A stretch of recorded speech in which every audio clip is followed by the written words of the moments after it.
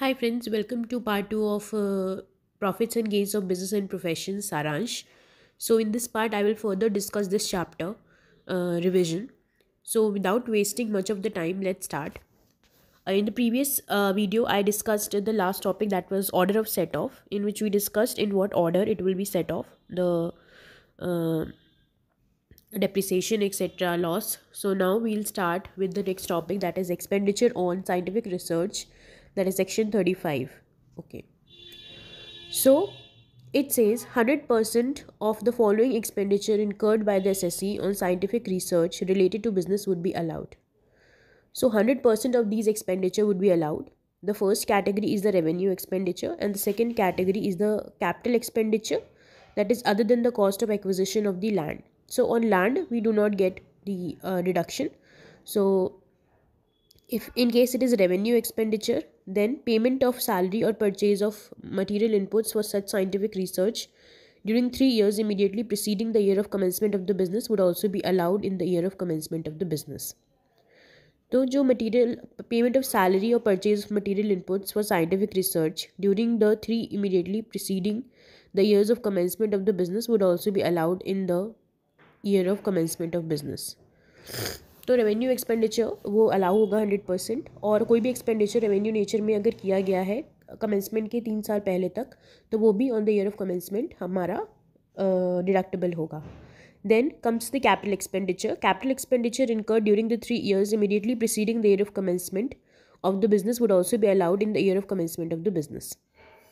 तो जो capital expenditure इनकर होगा during the 3 immediately preceding years of the commencement of the business, वो भी हमें commencement of the business में डिडक्शन उसका मिलेगा. ठीक है, तो ये इन दोनों चीज़ का हमें डिडक्शन मिलेगा, that is revenue expenditure and capital expenditure. अब आ जाते हैं अगले टॉपिक पे, that is 100% of the following contributions to outsiders would also be allowed as a reduction. तो ये जो अगर इनको कंट्रीब्यूशंस करते हैं इनमें जो अभी मैं बताऊंगी, तो 100% इसका भी रिडक्शन मिल जाता है. पहले कैटेगरी में आता है approved Indian company for scientific research. अगर किसी अप्रूव्ड इंडियन कंपनी को हम देते हैं पैसा फॉर साइंटिफिक रिसर्च, तो वो हमें 100% रिडक्शन उसका अलाउड होता है. Then notified approved university college research association other institution for social science और स्टैटिस्टिकल रिसर्च, अगर इनको देते हैं then also it is 100% deductible. Then another category comes the notified approved university college research association other institution for scientific research, इसमें भी reduction available है. और the fourth category is approved national laboratory university IIT specified person for scientific research undertaken under an approved programme.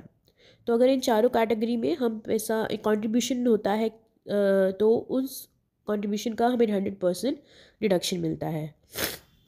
Okay, then comes 100% of expenditure incurred other than the expenditure on land and building. ठीक है, तो ये जो expenditure होता है, ये 100% expenditure जो भी इनकर होता है उसमें मिलता है other than expenditure of land and building. अगर कोई expenditure for the purpose of land and building होता है तो उसका रिडक्शन हमें नहीं मिलता है, तो वो हमें रिड्यूस करके तब उसका रिडक्शन अवेल करना होता है. एक कैटेगरी और रह गया जिसमें हमें रिडक्शन मिलता है by a company engaged in the business of biotechnology or in any business of manufacture or production of any article, not being article or thing specified in the list of 11th schedule on an approved in-house research and development facility would be allowed as reduction under section 35 2AB. Okay, so in these categories we get a reduction of 100% contribution except for the expenditure on land and building. ठीक है, ये हो गया हमारा scientific research का part. अब आ जाते हैं reduction in respect of specified business under section 35 AD. अब कुछ स्पेसिफाइड बिजनेसेस हैं जिसमें रिडक्शंस मिलते हैं which is given under section 35 AD. तो देखते हैं कौन कौन से बिजनेसेस हैं. सॉरी, थोड़ा जुकाम है. Okay, if a capital expenditure other than expenditure on acquisition of any land, goodwill or financial instrument incurred during the previous year, if capital expenditure other than expenditure on acquisition of land, goodwill or financial instrument incurred prior to the commencement of the operation. Okay, so अगर कोई capital expenditure other than the expenditure on acquisition of land, goodwill और financial instrument, इन तीनों के अलावा that is land, goodwill और financial instrument. इन तीनों के अलावा कोई इनकर होता है, then 100% of the expenditure would be allowed as deduction from the business income if it has opted for the provisions of section 35 AD। अगर वो 35 AD में फॉल करता है वो स्पेसिफाइड बिजनेस, तो उसमें हम गुडविल को हटा दें, लैंड को हटा दें और फाइनेंशियल इंस्ट्रूमेंट को हटा दें एक्विजिशन का, तो जो भी एक्सपेंडिचर है, capital expenditure, that will be allowed as 100% from the business income. ठीक है। नाउ अगर कोई कैपिटल एक्सपेंडिचर इनकर हुआ है prior to the commencement of the operations, then 100% of the expenditure would be allowed as deductions from the business income during the previous year in which the assessee commences the operations in his specified business. Condition: deduction is allowed if the amount incurred prior to the commencement has been capitalized in the books of accounts of the assessee on the date of commencement of the business. Okay. तो देखो, specified businesses में reduction मिलता है। Specified businesses कौन से हैं वो अभी लिस्ट में आपको बता दूंगी। इसमें 2 कैटेगरी के एक्सपेंडिचर होते हैं। ठीक है। अगर एक्सपेंडिचर हमारा प्रायर टू कमेंसमेंट हुआ और expenditure during the previous year हुआ। अगर expenditure during the previous year हुआ तो उसमें से एक्विजिशन ऑफ लैंड, गुडविल और फाइनेंशियल इंस्ट्रूमेंट्स को हटा के हम बाकी में 100% रिडक्शन अवेलेबल है। अगर expenditure prior to commencement of the business है तो जो ईयर ऑफ कमेंसमेंट है उसमें हमें रिडक्शन मिल जाएगा, प्रोवाइडेड जो भी एक्सपेंडिचर है that we have capitalise in the books of accounts. Okay. Now the list of specified businesses. Now there are several specified businesses, let me read one by one. So अगर ये कोई ऐसे expenditures आते हैं तो you have to identify that it belongs to 35 AD। Okay. Number 1 is laying and operating a cross-country natural gas or crude or petroleum oil pipeline network for distribution, including storage facilities being an integral part of the network, on or after 1/4/2007. Okay. Second is setting up and operating warehousing facility for storing agricultural produce. तो agriculture produce को store करने के लिए अगर कोई ware house facility open करी गई है, that will also fall under 35 AD. Third is setting up and operating cold chain facilities for the specified products. Then comes building and operating a hotel for a hotel of 2 stars or above category anywhere in India. Then building and operating a hospital anywhere in India where at least 100 beds with at least 100 beds for the patients. Then developing and maintaining a house project under a notified scheme of slum redevelopment for rehabilitation framed by the central government or a state government. Then developing and building a housing project under a specified scheme for affordable housing framed by the central government or the state government. Then comes production of fertilizer in a new plant or in a new installed capacity in an existing plant in India. Okay. Then setting up and operating an inland container depot or a container freight station notified or approved under the Customs Act 1962. Then comes beekeeping and production of honey and bee wax. Then setting up and operating a warehouse facility for the storage of sugar. Then laying and operating a slurry pipeline for the transportation of iron and ore. Then comes setting up and operating a semiconductor wafer fabrication manufacturing unit if the unit is notified by the board in accordance with the prescribed guidelines. Then 14th is developing and maintaining and operating and developing, maintaining and operating a new infrastructure facilities. तो इसमें rates दिए हैं commenced operations from, तो ये सारे businesses that they fall under 35 AD और इसमें deduction मिलेगा in accordance which I have discussed except expenditure on acquisition of land, goodwill और financial instrument. Okay. Now there are some other conditions as well for claiming deductions under 35 AD.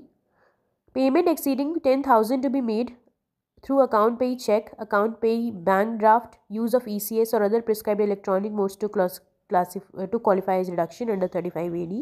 तो जो payment है अगर वो exceed करिए 10,000 से तो वो हमको अकाउंट पे चेक, अकाउंट पे बैंक ड्राफ्ट या ECS के थ्रू करनी है. कैश में अगर वो पेमेंट होती है that will not be allowed as reduction.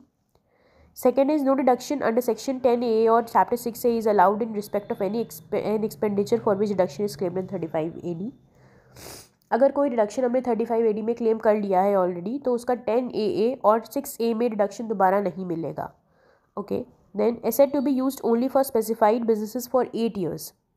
If such asset is used for any other purposes, deduction claimed and allowed under section 35 AD in respect of such asset less depreciation allowable under section 32 would be deemed to be the business income of the assessee in which the asset is so used. तो 8 years तक हमको उसका जो भी asset हमने use लिया है, वो स्पेसिफाइड बिजनेस उसको यूज़ करना है. अगर 8 years से पहले ही वो एसेट है दैट इज़ उसका जो पर्पज़ है वो डाइवर्ट हो जाता है, 35 AD के अलावा किसी और में हम यूज़ करने लगते हैं, तो जो भी हमें डिडक्शन मिला होता है उस एसेट पे, उसको हम इनकम मान लेते हैं in the year in which the जो भी एसेट दूसरे पर्पज़ के लिए यूज़ हुआ है. Okay, so these were the some other conditions for claiming deduction under section 35 AD. After section 35 AD, we move to another section, that is amortization of preliminary expenses, that is section 35D. So what are preliminary expenses? Expenses on preparation of project report, feasibility report, market survey, engineering services, legal charges for drafting agreement. तो as the name suggests is preliminary, मतलब business start होने से पहले जो expenses हो गए आपके. तो एज एक्सपेंसेस कौन से होते हैं, जैसे कि प्रोजेक्ट रिपोर्ट पे एक्सपेंडिचर हो गया, फीजिबिलिटी रिपोर्ट पे हो गया, market survey, engineering service, legal charges for drafting agreement. तो these are all preliminary expenses. In case of a company, preliminary expenses would include in addition to the above legal charges for drafting memorandum of association, articles of association, printing of MOA, AOA, fee for registration of company, expenditure in connection with issue of shares or debentures of company, underwriting commission, brokerage and charges for drafting, typing, printing and advertisements of the prospectus. तो ये सारे हो गए हमारे examples of preliminary expenses. अब हम देखते हैं इसका ट्रीटमेंट क्या होता है. ठीक है. Applicability of section 35D, that is Indian company and resident non corporate SSC. तो ये जो एप्लीकेबिलिटी है that is only for Indian companies and resident non-corporate SSC. Okay. In case of तो इंडियन कंपनीज के लिए अवेलेबल है, resident non corporate SSC के लिए अवेलेबल है. Okay, so in case of a new company in respect of expenses incurred before the commencement of the business, ये हो गए preliminary expenses. In case of extension of an existing business in respect of expenses till the extension is completed. तो जो भी उसके पहले commencement के पहले एक्सपेंडिचर हुआ, या फिर अगर कोई हम बिज़नेस अपना एक्सटेंड कर रहे हैं, तो जो भी एक्सटेंशन तक एक्सपेंसेस इनकर होते हैं that will B part of preliminary expenses. तो कितना amount of reduction will be 5% of the cost of the project in case of resident non corporate SSC. ठीक है. तो 5% of the cost of the project will be in the case of resident non corporate SSC. और जो इन case of Indian companies it will be 5% of the cost of the project और 5% of the capital employed. दोनों में से जो भी lower होगा that will be the amount of interest, that will be the amount of पहले देखो हम कैलकुलेट करेंगे 5% of the cost of project. ठीक है. नॉन कॉर्पोरेट एसएससी में, कॉर्पोरेट एसएससी के केस में हम 5% of the cost of the project और 5% ऑफ द कैपिटल एम्प्लॉयड ये कैलकुलेट कर लिया. अब इसमें से डिडक्शन कितना मिलेगा, जो भी 1/5 of the qualifying limit for each successive 5 years. तो जो भी हमने ये लिमिट कैलकुलेट करी 5%, इसमें से 1/5 हमको मिलेगा for each successive 5 years. Suppose 100 rupees आ रहा था 5%, तो उस 100 रुपीज़ को 5 पार्ट में डिवाइड करेंगे, दैट इज़ 25 ईच, 20 ईच, और 20 ईच जो है सक्सेसिव 5 years में we will be allowed as deduction.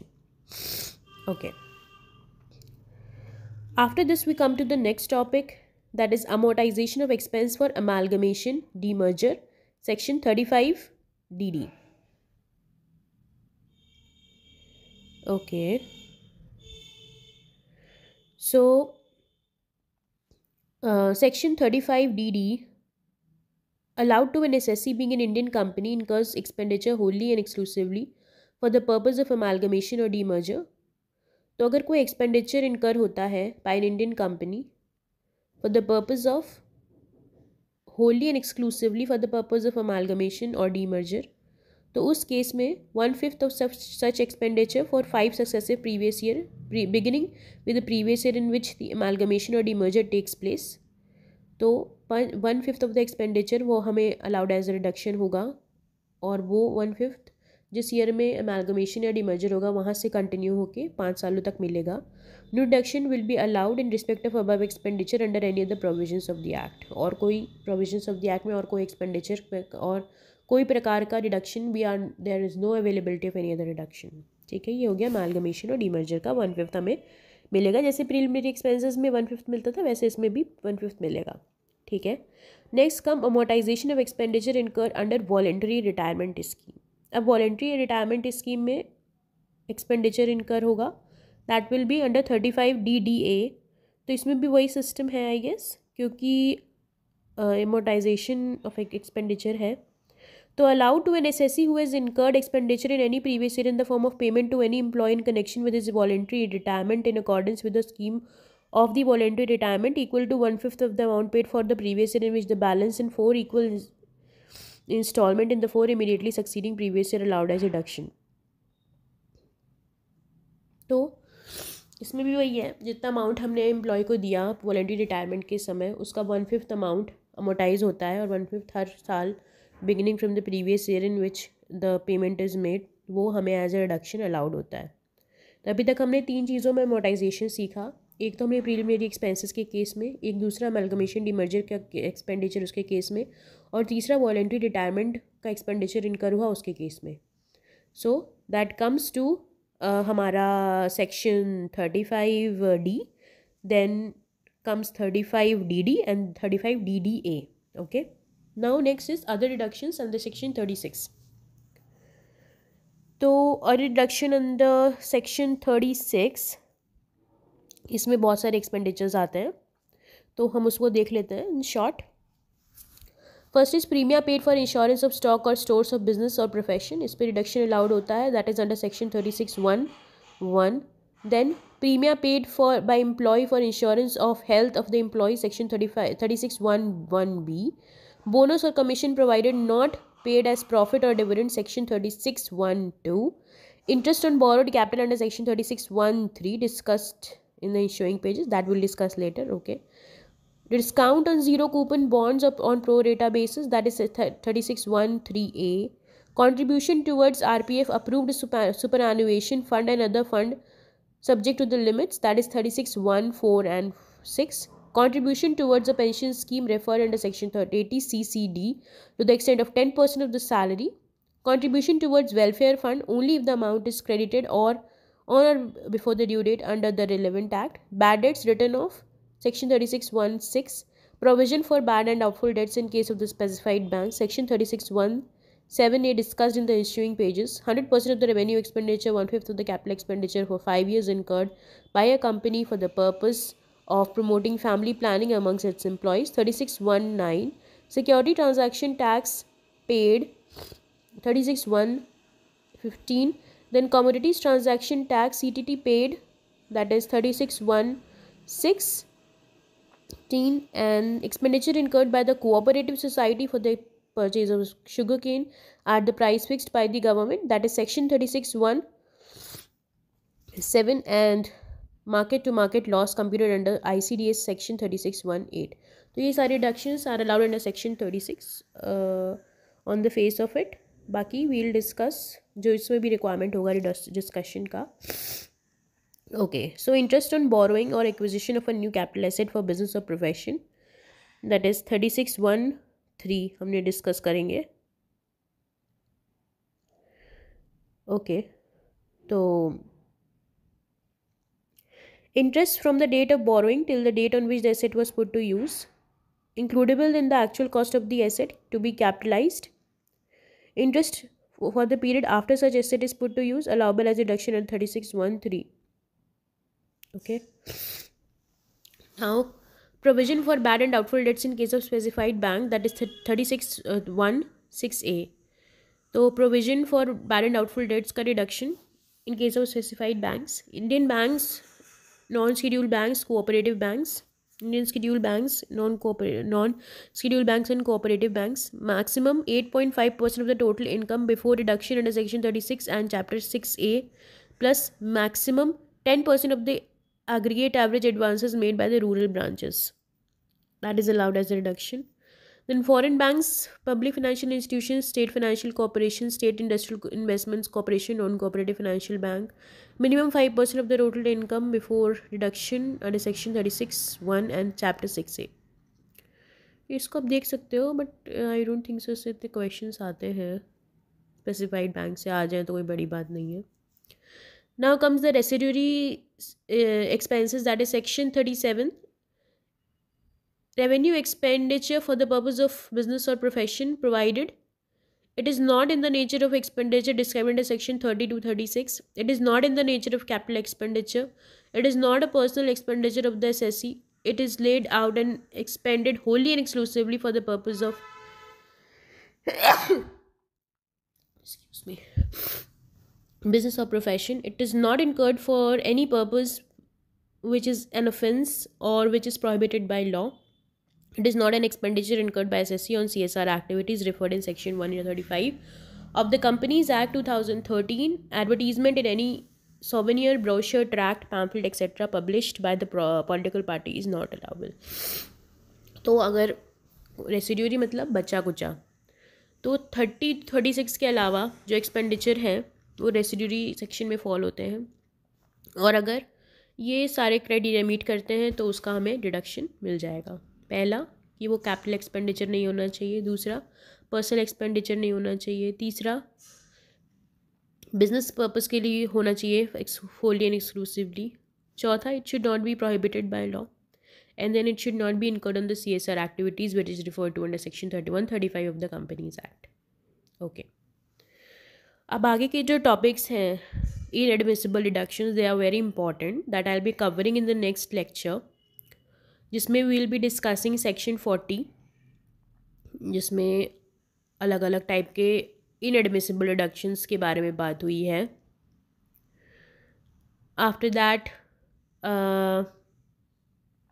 we will be discussing expenses or payments not deductible in certain situations, जिसमें मोस्टली आप जो टैक्स ऑडिट करते हो उसमें बहुत सारे सेक्शंस यूज़ होते हैं और ये इंपॉर्टेंट सेक्शंस हैं.